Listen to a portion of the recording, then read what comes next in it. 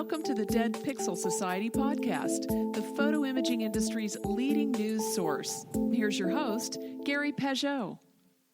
The Dead Pixel Society podcast is brought to you by Mediaclip, Advertech Printing, and Independent Photo Imagers. Hello again and welcome to the Dead Pixel Society podcast. I'm your host, Gary Peugeot, and today we're joined by Stewart Ervin of Bracket Management, who's a business consultant, fractional CFO, and all-around great guy coming to us from Charlotte, North Carolina. Hi, Stewart. How are you today? Hey, Gary. Thanks for having me. First, can you describe what a fractional CFO is and how you got into that business? Yeah. So a fractional CFO is actually something fairly new to the marketplace, and it really fits in a variety of different positions. One, it could be that there is a small business who has reached a ceiling and they say, you know what, I just don't know how to break through this ceiling. I just don't know what to do. But they can't necessarily afford a full-time seasoned veteran CFO. So a fractional CFO would go in and work alongside of that business owner or that leader to help them put the strategies in place and things they need in order to break through that ceiling. Mm-hmm. The second area that people would reason why would hire a CFO is maybe the business owner or leader has lost control of their business. And they're like, I am absolutely out of control. I don't know what to do. I don't know how much money I'm making. I'm just completely lost. And they can't afford a full-time CFO. Mm-hmm. So they hire a fractional CFO to come in alongside of them, help them get their financials in order, help them with their strategy and focus on operational execution. And again, all of this is done on a part-time basis. And really the last area that I see people hire a fractional CFO is very specific. Let's say that the company is wanting to sell, or the company has been sold, or they're in a position where they want to sell their business, but they really just don't have their financials and whatnot in a particular manner or an order that could really allow you to understand the value of the business. And so they'll hire you on an interim basis to come in for a very specific project, be it I'm merging with another company, I'm being acquired, I want to be sold. And so bring you in for a finite period of time with a very specific statement of work. And again, you get a seasoned CFO at a fraction of the price. So does that work on retainer, or is it by the hour? Is it like I can commit 8 hours a week, or is that how that works? It really is very specific. For me, I like working on retainer because it's a little more easier to manage. I can plan my revenue better. But a lot of times I actually have one client today who is in the process of being acquired. We really have no clue of the state of the business. And so I'm actually charging for the first 4 months, charging an hourly rate because we have no clue as to what the workload is going to be. Right. And then we've got it worked in at month 5. I'll be retained as their CFO going forward. Okay. So how is this different from just having like a CPA who does your books? Because most people outsource that, right? They've got a CPA firm who do their quarterlies and they take care of the taxes and whatever. How is a fractional CFO different than outsourcing your CPA duties? Yeah, so the fractional CFO actually embeds themselves with your business, and they work alongside of you, right? That's really also the difference between a fractional CFO and a consultant. So we are a part of the team. The CPA is obviously, they're helping you based off of your results. The CFO inserts themselves and say, hey, I'm going to help you drive the business forward. And so, again, a CPA can definitely tell you how healthy your business is, and they can look at all the things of what has happened, but most of the time the CPA is not there to help drive the business forward. Right, because they're looking at what's already happened, not what's going to happen. Absolutely. So how did you get into this? What's your background? Yeah, so I've always known from a very early age I wanted to go into business. I just really didn't know exactly what that meant. So luckily for me, I started out in a family business when I was 16 years old, and I really held every position within the business. That really taught me the ins and outs of all the plays and inputs and outputs of what it looks like to run a business. Fast forward, that was in my late teens, early 20s, really spent trying to identify that. So I went corporate, small, large, all the things. And I started Bracket really back in 2009. Bracket, I had 3 small businesses. I had a college buddy of mine that had 3 small businesses. None of them were large enough to really have any overhead. And so we said, why don't we pool our resources together? We'll start Bracket Management. And it really was business as a service. And so we were doing bookkeeping, marketing, HR, all the things. Unfortunately, the majority of my money came through real estate investing at that time. And so, in that time frame, the real estate market tanked. Yeah. So therefore, we put Bracket on a shelf, and I decided to go into the corporate route. So I realized in 2010, when I was actually in a supply chain role, I was the guy that would send out to the suppliers who could not support the program, and I had to turn them around in order to support our programs. And I realized, wait a minute, I've kind of got a knack for this. 2015, I got my first opportunity to turn an entire business around. And then 2016, and it just kind of continued to show that I was pretty decent at doing the business turnaround thing. And I wanted to start my own business back. And I thought to myself, I've learned so much about business turnaround and business strategy. I want to get out in front of the turnaround. It's great to be able to come in and get these guys fixed. I'd love to make it where they didn't have to call a turnaround guy. And so for me, I've always wanted to own multiple businesses, but as good as I do, that takes a lot of capital. And I came across the term fractional. I had a fractional executive, and I thought, man, that'd be a blast. I don't have to necessarily buy the companies, but I can help manage multiple companies.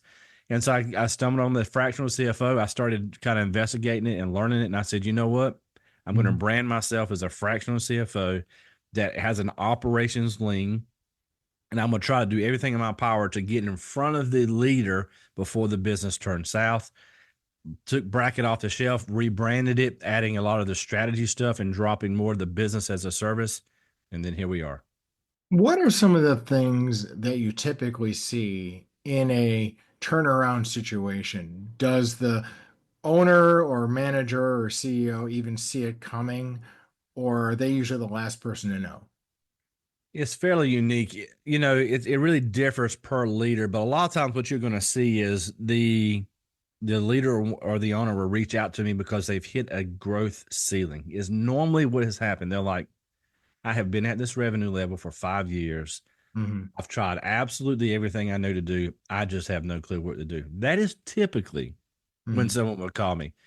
You go back to the turnaround days, it was, man, I was stale for 5 years. And now all of a sudden my revenue, my margins are starting to decrease and I'm really out of control. That's kind of a scenario too. But for the most part today, it's, I've reached a growth ceiling and I have no clue what to do. I need some help. So it's a growth issue, but it really could be an operations problem that is causing the growth issue. Yeah. So we look at really 3 areas when we come in. The very first thing I want to check is I want to understand the financials. So what I normally do is I say, give me 3 years of financials. I really don't want to have a conversation with you yet. I'm going to look at your numbers and I'm going to let your numbers tell me a story. And then I'm going to go in. Normally we have a discovery call and say, is it of interest? Does this look like it may work? Yes. Okay. Give me your financials. Meeting number 2, I'm going to tell you what your financials are telling me about your business. And so I translate the numbers to a story and I say, is this really what's going on in your business? And 9 times out of 10, they'll go, man, you nailed it. So now I have a full understanding of where you're at financially. Traditionally, that will pinpoint me into some area of operational weakness. So then I dive into, okay, let's talk about operations. Many times these companies don't have any metrics. They really have no clue. They can just tell you overall, I have problems in this area. So I say, okay, if you're decent financially, then we need to make sure that you're going to be good operationally. And because if you're good financially and you're not good operationally, your financials will soon suffer. So we focus on financials, we prop up your operations. Once all that is good to go, then we focus on strategy. Because again, you can have good financials, you can execute greatly, but if you don't start driving your business, the other 2 areas will suffer. Because typically financials are a trailing indicator of your Correct. operational situation. Absolutely. Absolutely. So yes, that's what I always tell everyone, that's looking in the rearview mirror. We got to get you looking out of the windshield. And so again, but the history will tell you where you're headed if you don't make changes. And so that's why we start there. And it does nothing for you to try to start driving your business forward if your operations is on shaky ground. So one of the things that happens typically in the photo industry with like photo labs, people like that who are very production focused, right? They got into the business because they want to make stuff, right? They wanted to make prints, they wanted to create canvas or whatever. But in a lot of cases, like in today's financial market, that requires buying equipment and things like that. Is that an area you look at with Oh yeah. Yep. equipment financing? Because I think there's a lot of people who there's a lot of opportunity, for example, in the industry to outsource, right? To do things, make things outside versus buying equipment, and then there's also leasing equipment and all kinds of different things you can do. So, what are some of the things you look at in that situation where we have a production environment? One of the first things, really, is the second thing that we do once we come on and bring on a new client is we quickly try to get the client to somewhat start forecasting. Mhm. The beauty about what we do is we can run 100 different scenarios. We can say, hey, if you want to lease this equipment, this is what's going to do to you, not only from a P&L standpoint, but overall from a company health. Because Right. there's all these metrics that you can run and say, hey, you're going to be too leveraged, or that you're not, that'll be perfectly fine. You're okay to do that. And a lot of times you run those scenarios and you can make a decision. Do you have the cash and bandwidth to take that debt on? You'll be better off to lease it. Well, if you lease it, this is what you're going to have to do from a sales point to try to cover those additional costs. So you run all those scenarios, and traditionally you run and you move forward with what makes the most sense to not hurt the business overall, and then Mhm. also to keep a healthy P&L.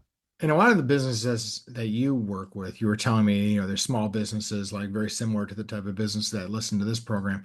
And there's also a lot of family businesses. Absolutely.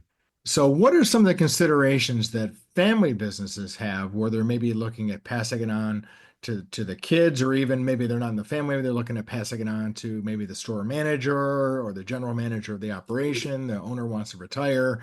Because that's a very different Mhm. situation than bringing in someone from the outside to purchase a business. Because you've got someone who has knowledge and maybe has a lot of biases.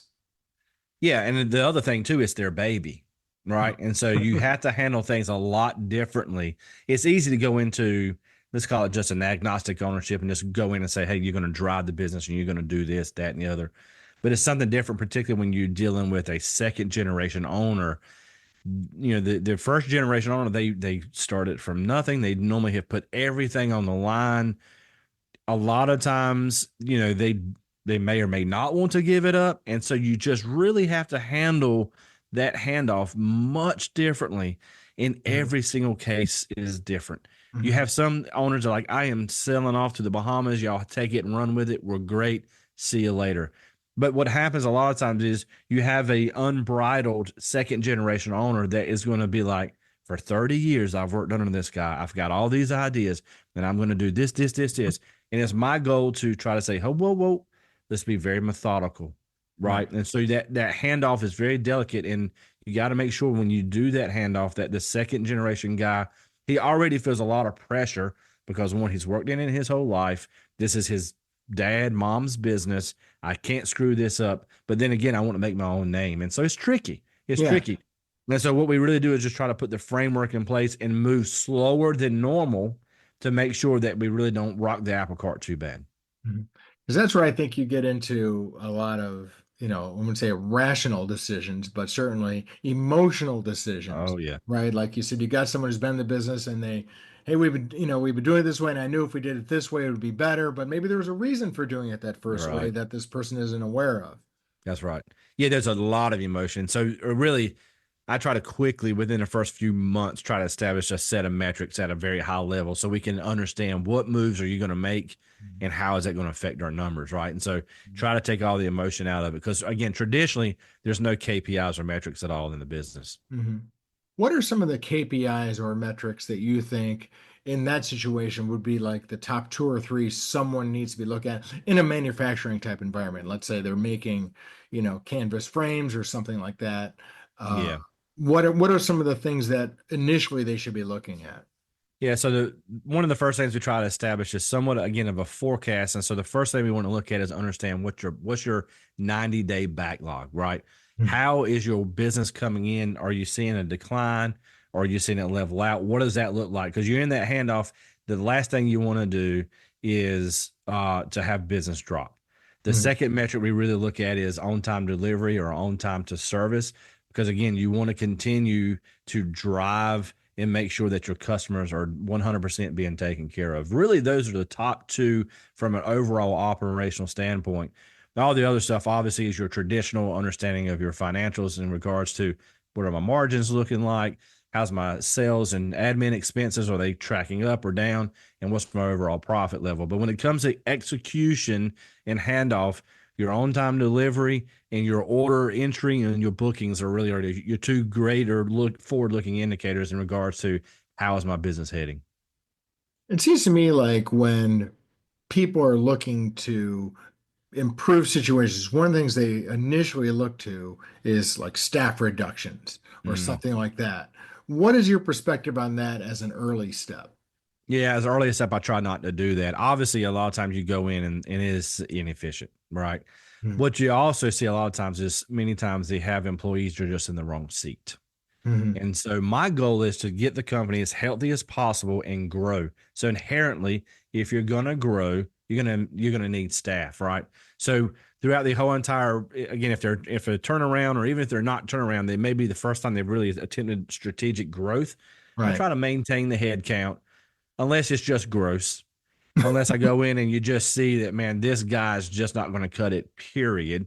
Right. Then you just make some logical moves. But no, I come from a background, private equity, and it was such a cutthroat deal. And, ahead of the number, again, you're dealing with small family businesses with emotion. The last thing you want to do is come in and say, you got to cut those 5 heads because they're just dead weight. Yeah. In time, it will show itself. Because you're going to put all these things in place and you're going to put all these metrics and you're going to start to see this individual, I am paying them for nothing. But again, things just move a little slower when you're dealing with a small family business. Right. It's interesting you bring up private equity because that's been happening in our industry for a while. I would say a lot of private equity has gone into buying up some of the suppliers, and there's been some apprehension there about what does private equity mean when it buys into business, and what are their objectives as opposed to something else. So that's something you didn't appreciate when you worked with that company. That's right. Yeah. I tell people now, I really enjoyed my time in private equity, but what I try to do is I try to bring the private equity discipline and intention with a heart. That is the kicker, right? I did not appreciate in how some of these PE firms that I work with, they just really look at people as a number.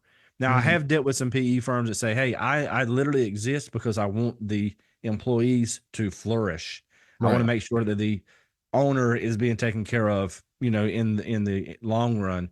And so they are out there, but particularly my background, it has been very cutthroat, but I have to say that you cannot argue with the fact that a disciplined approach and driving a business with intent, it 100% pays off. It may not go as fast as you like. You may ultimately have to wind up cutting some people, but for the most part, if you can always mix a heartfelt approach to what you're doing, typically it's a win-win. And from a management standpoint, you're almost giving the poor performers an opportunity to deselect the company, right? Absolutely. Giving them, if they kind of see what's happening and that maybe they're, the jig is up, I'm not going to be able to take my 2-hour lunches or do whatever it is they were doing. They may start looking elsewhere, and that takes care of it itself if you don't, Absolutely. Yeah, we really have 6 key things that we do when we walk into a business. The 5th thing that we focus on is developing an employee plan. Because in many cases, the employees show up, they really have no clue as to A, what am I supposed to do? B, how am I being judged? Am I being paid fairly? And I would love a bonus. And so we come right in and we try to create job descriptions for every employee. We come up with at least 3 to 5 KPIs or performance indicators as to how well they are doing their job. We try to do some industry research and say, hey, this is the range of pay that you should be getting paid. And in many cases, we have to adjust that up because the business owner didn't realize that the market's paying $22 an hour and you're paying this guy $18. So we have to make their adjustments up.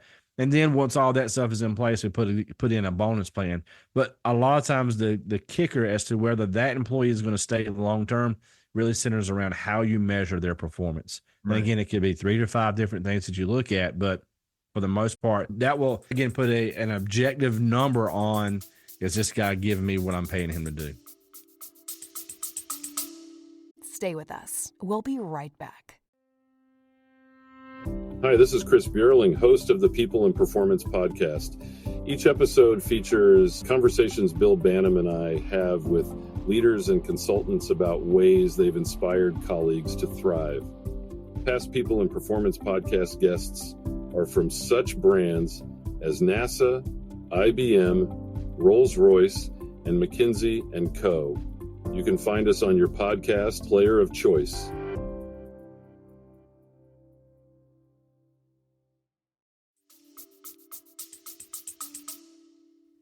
The other thing that is the benefit of this, having job descriptions, having processes, having, measurable metrics, KPIs, whatnot in place, is it also positions the company for transfer or sale. Absolutely. 100%. Yeah. It just tidies everything up. And then so I've got a client today, they want to move into the aerospace industry. And I come from aerospace. I was a sourcing guy. And I told them, I said, the very first thing they're going to want to know is, what's this on time delivery? What's your scrap rate? What's that? There's a whole series of numbers that they're going to want to know. A buyer of your business is no different. They're going to want to know, what are these three key areas? Again, it's somewhat different for each industry, but at the highest level, you got to have something in place to say, hey, here's my employees and here's the output that they have. And so again, it just tidies everything up. It makes the transition much easier. So how long typically do you engage with a client? You say you like a long-term thing, but is it a year? Is it ongoing? Is it forever? Is that what people can expect when they work with a fractional CFO? So it really varies. The fractional CFO is still somewhat being defined, right? And so you've got different guys offer different levels of service. For me, because I am so operations leaning, I am much more hands-on and much more long-term. I was listening to another CFO's talk the other day, and he said his average engagement is 6 months. Well, that's crazy, right? For me, it's like, man, I can't turn people over every 6 months. One, I'm an ops guy, right? So I embed myself with the company, and so I'm in there for the long run. I am as part of their senior level staff as the COO or even the CEO. So for me, it's much more of a longer play. But you have others who, again, if they're on an interim basis, they're turning people over much more often. You have some that are very just, I come in, I do your books. I'm here 8 hours a week. You can't call me outside of this window, and that's it. That's not me. I'm available 24/7. Again, I am as an employee to that business. And so I think you have to find a fractional CFO that works for you. You may say, hey, I don't want anybody. I just need somebody to run my books and tell me where I'm headed. That's great. That guy may be for you. You may say, hey, I live on the western part of North Carolina. I have 2 clients on the eastern part of North Carolina. So the very first week of the month, I'm driving back east and I spend a week with these guys. And they literally say, man, I just like to see you. I just like you to come into the building, And so that's the level of service that I provide, but that's not what everyone does. So it really varies, because that's still that level of service is still somewhat being defined. So let's flip the script a little bit. And we've talked a lot about positioning your business for sale, right? Or transition to pass on. What about if you're looking to grow through acquisition? What are some of the things you would want in place as a fractional CFO for a business to be in that position? Yeah. So a lot of times that's going to be, if you're looking at growth through acquisition, they're going to look at you and say, hey, can I buy you because I can add value to you because I see so much waste, right? So you can say, hey, I want to be sold. I want to be sold now. But okay, you might be sold at a discount because someone sees, hey, I could go and strip all this cost out and turn you over in 5 years and we'll be good to go. The other aspect could be, do you have some intellectual property, some process that's specific to you? And they can look in there and say, I want that because I could see how I could add value, this. Then you can be sold there. The other aspect is you could just be very profitable with a very nice backlog and portfolio. And a bigger guy says, hey, I just want to acquire you because I want to add you and I want to take on your work. And so it really varies as to where you're at as a business. At the end of the day, though, you still have to have very clean financials. It's great if you have a trend in regard to, where have you been in the last 2-3 years? But at the end of the day, they're still going to value your financials and see how to, do their due diligence process. How accurate are your financials? And is this trend accurate or not? Well, where I was going with that, let's say you've turned someone around. Let's say you've taken one of your clients to a great place. Now they're looking around. They're looking around to acquire. Right. Oh, they're, gotcha. so they're saying, hey, now I've got my my everything in a group, right? I'm great. Now I want to grow that way. Got you. Okay, so So we'll just flip that then. I know. So what should they be looking for? Should they be looking for people that they can put through the same process, or people already there? Or that's my question. Yeah. So actually, I've got a client who's looking to acquire right now, and I told him, I said, listen, the last thing you want to do is acquire someone. They're not 100% whole at this time, right? They're still trying to grow it. So I said, what you want to do is you want to make sure that you're acquiring someone who is equal to, or maybe even slightly better than you. If you're not healthy, the worst thing you can do is acquire anyone. But let's just say, all things aside, you're a good business, you're healthy, you're ready to move. Then you can look and say, hey, I want to grow my revenue through acquisition, which means you're going to go acquire a company. There's similar scope of service. It could be that, it's close enough that you can absorb them and not be that much of a disruption, because the last thing you want to do is bring someone on that's going to bring your company down. Right. The other aspect is, man, I've got my stuff nailed down. My processes are great. I want to go buy that smaller company that's out of control, because now I know how to go turn those guys around. Those really are the two areas that I see the smaller businesses going to the acquisition route. Because I think, there is sort of an idea that, when acquisitions happen, they can be great because they can be additive, right? Similar business. Right. I can just, tweak their process and put my model in there, and that's great. A lot of retail does that. Yep. But I also see it where, people think they can expand and they get into maybe an adjacent business, but it's just different enough where it's dragging everything else down.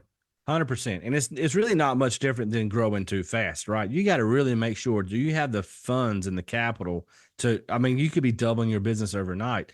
That takes a lot of cash, right? Mm-hmm. And it could be that, again, they're just enough off and different that now your focus shifts to, all my focus is on, I've got to make sure that merger happens great, and you lose sight of the main business, and all of a sudden you look 3, 4, 5, 6 months later and you're way off course. Right. And so it's very tricky to navigate that. And so the due diligence part is critical.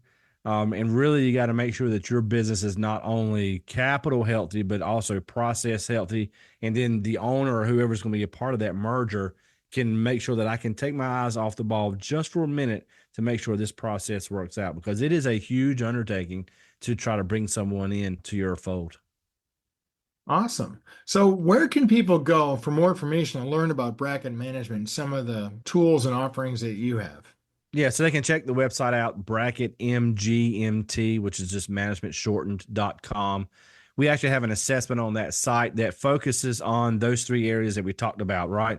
So there's an assessment that talks about how we are financially, how we focused on operationally, and what is our strategy. And what it is a very objective approach. So you go through and take the assessment. Each area has about 30 to 35 questions. You get a score back and a customized report that says, hey, these are the 3 areas you do good. These are the 3 areas that need improvement. And then you get an overall business score. And then from there, you can say, hey, I need to go focus on my financial, strategic, or operational execution. Well, listen, Stewart, it's been great meeting you. It's great. Been learning more about what a fractional CFO does and your background in it. I think you've been very helpful to our listeners, and thank you so much. Awesome. Thanks for having me. Thank you for listening to the Dead Pixel Society podcast. Read more great stories and sign up for the newsletter at www.thedeadpixelssociety.com.